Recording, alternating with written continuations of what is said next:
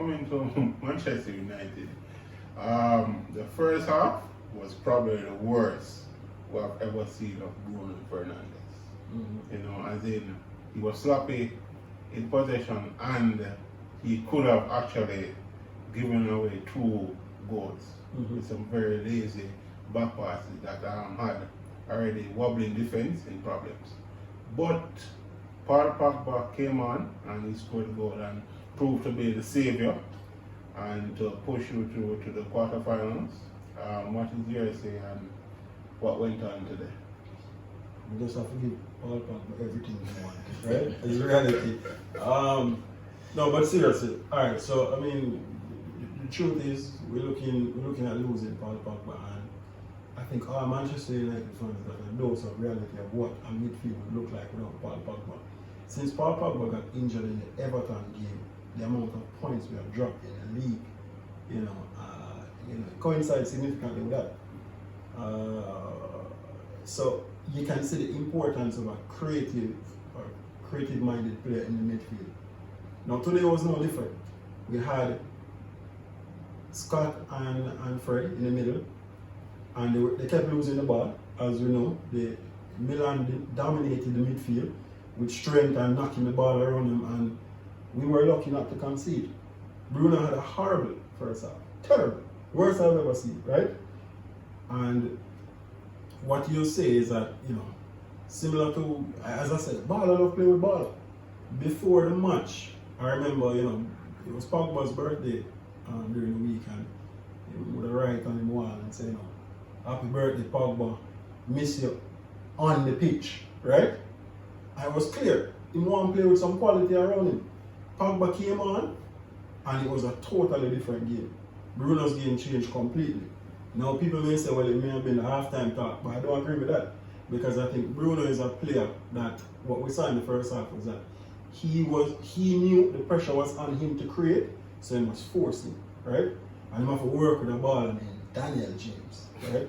Who not good enough, right?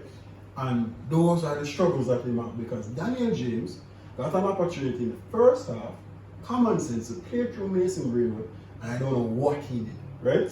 And that's a bad decision. Yeah, and the issue with Daniel James is that, people always say, and I argue with people, and somebody was laughing at me today and said, boy, this is where you reach arguing with Jesse Lingard and Daniel James. And I say it's true.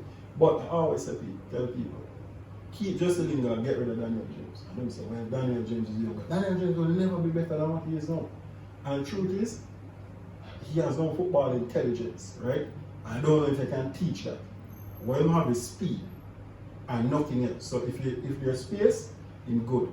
Tamori had an easy day with him. Because all Tamori said, you can't beat me with pace, I'm faster than him. I'm stronger than him. So every time he go, ease him off of the ball and turn.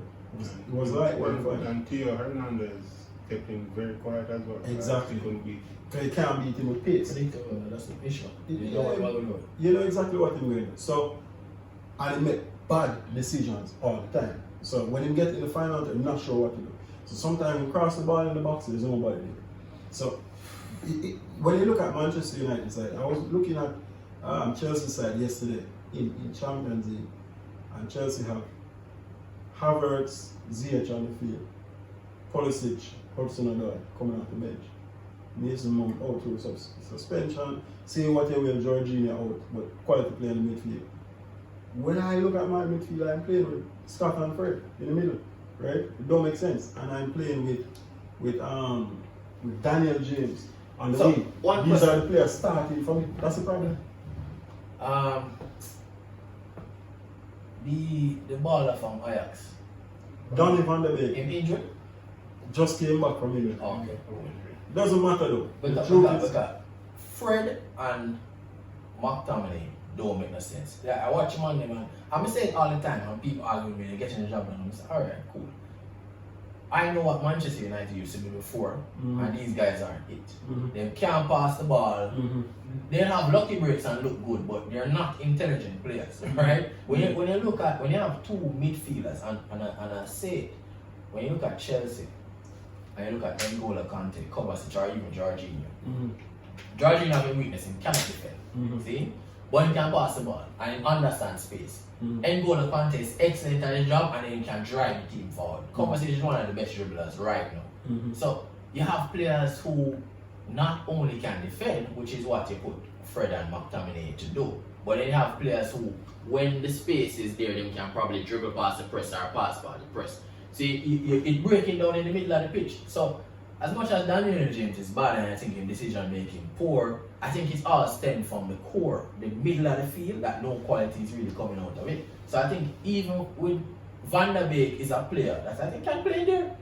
Why don't play him in there better than one of them man and tell Fred to sit, see? And Van der Beek to just push forward a little bit more.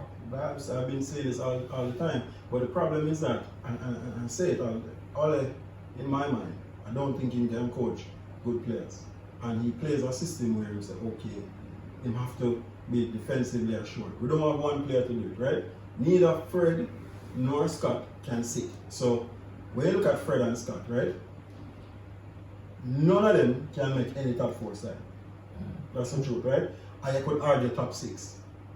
And maybe even top 8. Impossible, true.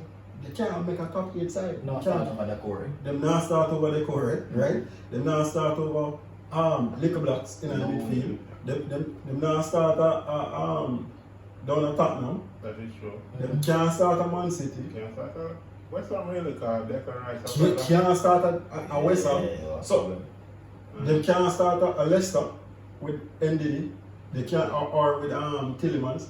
So them that is a problem. Them beat out the Pyramid Pirlo. Our party. I'm not sure. Party. So party on paper. What I say, party on paper is better, but he's not performing right. Right? So right now you're not taking Fred over party. But remember say that he's top 10. We not reach that. Oh yeah, for it. That's top 10. It's top 8. Yeah, top 8 my cut, right? Yeah. But even some of the top 10, because you could have got Leeds and you can't, they're not better than Kelvin Phillips. So yeah, right, it's a problem. The point I'm making is that Manchester United, second place in the league now, right? Don't have those 2 midfielders. First of all, there's 2 people doing one person's job, which is a problem already. And neither of them can make a top 8 side and start week in, week out. That's a problem, right? I can't even go in an argument with the next man with a midfielder there. So that's a problem. So we have to improve there. Then I don't know what is the issue with Danny Van der Beek. I think a part of it is that he's too intelligent for the team, right? He plays a different type of football. When Danny Van der Beek actually plays, right? He's not a player who plays like Bruno Fernandes, who always necessarily kicking it forward. He's more cultured. He's more, let's take time, Milo. So academy. Yeah, he come from Ajax Academy. So you know what? You are the ball. That's not their philosophy. One touch and move. Yeah, man. He will drive forward in the space and he will knock it. And when Danny Van der Beek actually plays for Manchester United, he look good. He's been misused. You play him on the wing, it don't work. You tell him for running behind the lines. That's not the type of game he play. You know, sprint past somebody, right? So how you have to use Danny Van der Beek in my mind? Use him how you use one matter, right? Tell him to come short, support the midfield, knock it, get in the space. He's a player that likes to get in the box. Help him, make him go there. I would love to see a midfield where you have Pogba and Danny Van der Beek in there. Let's see what that looks like, because that is 2 intelligent players who love to pass and strong. I see Danny Van der Beek played 8 already, all beating an FA Cup match against Watford.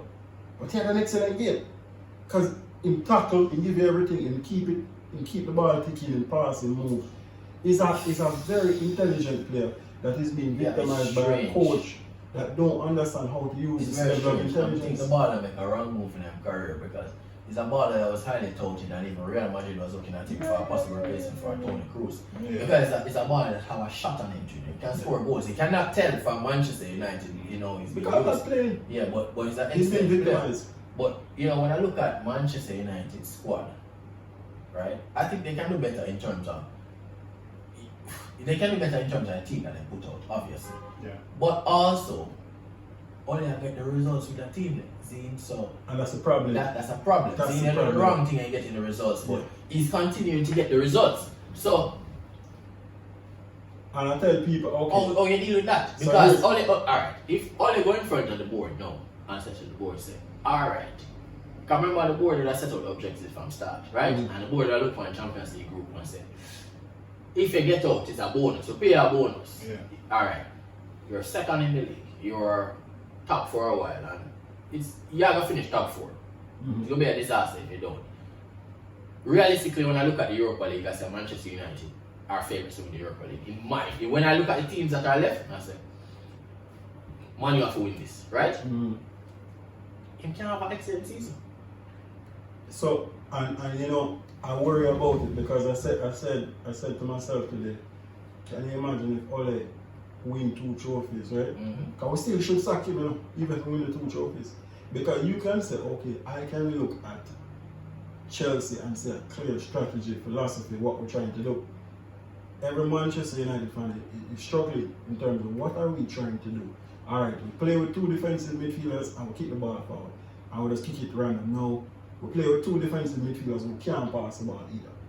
So it's a struggle. And you have somebody like Donny van der Beek on the bench and he can't get game.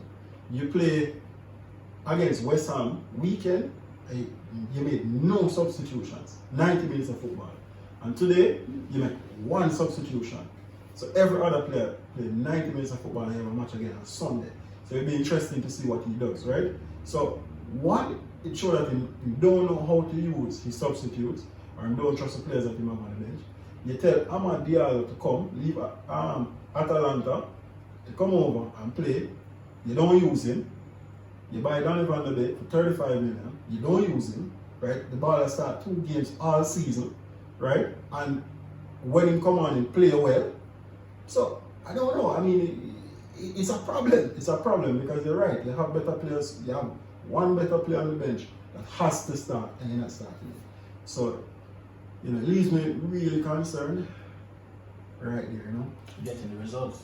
Yeah. That's the problem. They're doing the wrong thing, getting the right results. So, what Ole needs to do, we know the board probably not going to support him because they're a problem as well, right? When we look at it.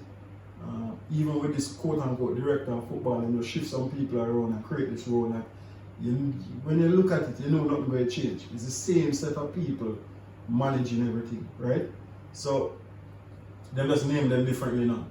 And then just talk about building through the youth, while Chelsea is saying we want to look at Earl and Haaland, right?